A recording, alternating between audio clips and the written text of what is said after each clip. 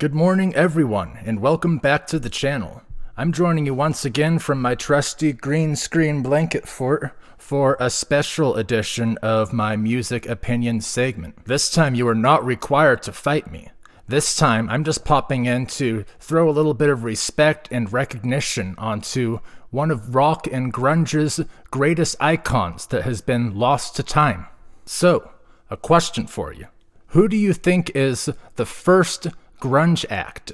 Most people would probably say that the first grunge band is maybe Green River, maybe Mudhoney, maybe even Creed.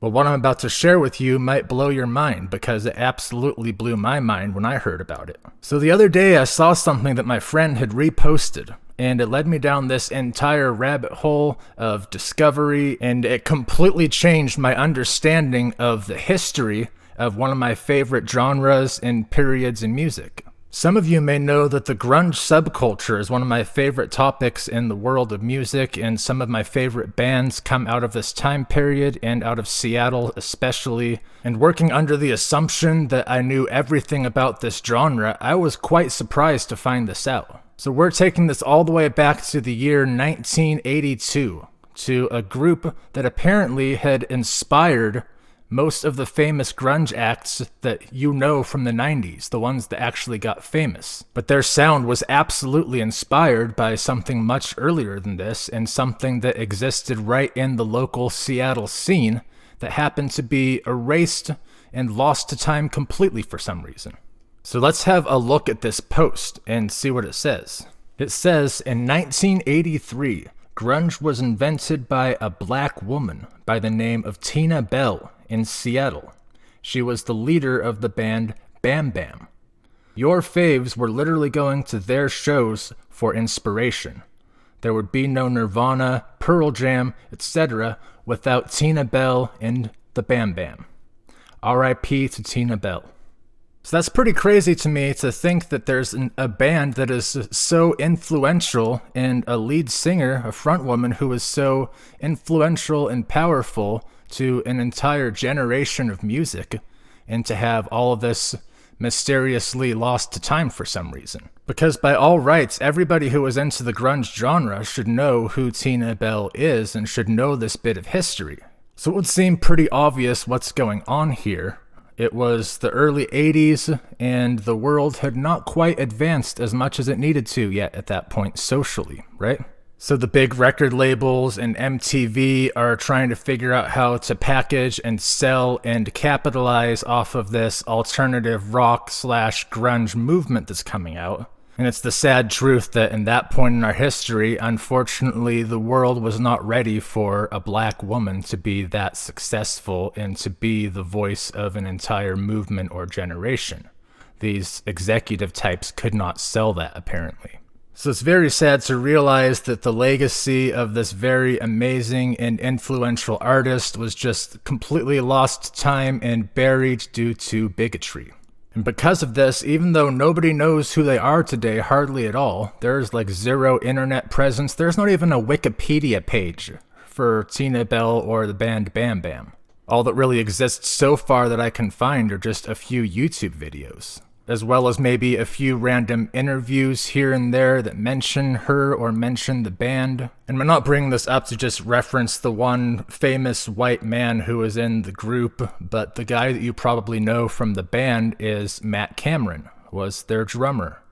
And if you didn't know, Matt Cameron went on to be in both Soundgarden and Pearl Jam.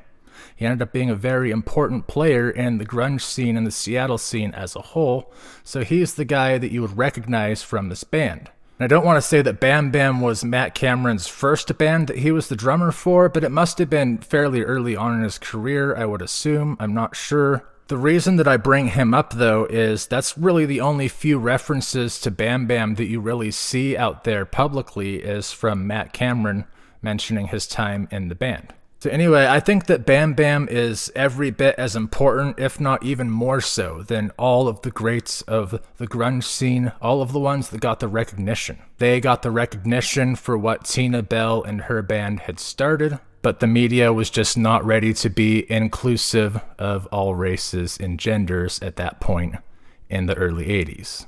And I would say they're in fact even more important than all of the greats of the grunge era that you know, since they were the first. And I think that as such, they should be getting recognition from anybody who is a fan of the grunge or Seattle alternative scene. So tell all of your friends about the legacy of Tina Bell. Now, I'm not going to be able to do as good of a job explaining all of the details of the situation as what has already been done before me. I'll recommend watching this video by Miss Anne Thrope for the rest of the details on the story. She does an excellent job explaining about Bam Bam, about Tina Bell, and all of the difficult social issues that surround her legacy. Alright, we're about to shut this down for this time, and usually I give an artist recommendation here, so this time the artist recommendation is obviously going to be Bam Bam and Tina Bell.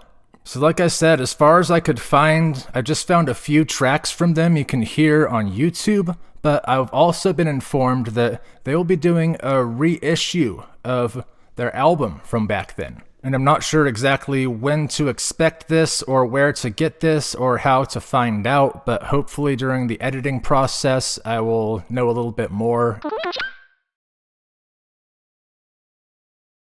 So definitely check out what is available by them on YouTube, and if you like it, stay tuned for their album, because I'm definitely going to get myself a copy of it, if nothing else than just to financially support the legacy of this amazing musician who has been lost to bigotry and ignorance. Please like the video and subscribe to my channel if you feel that I have earned it. So that's all for this time, and I will catch you all in the next video. Hope you all have fun out there.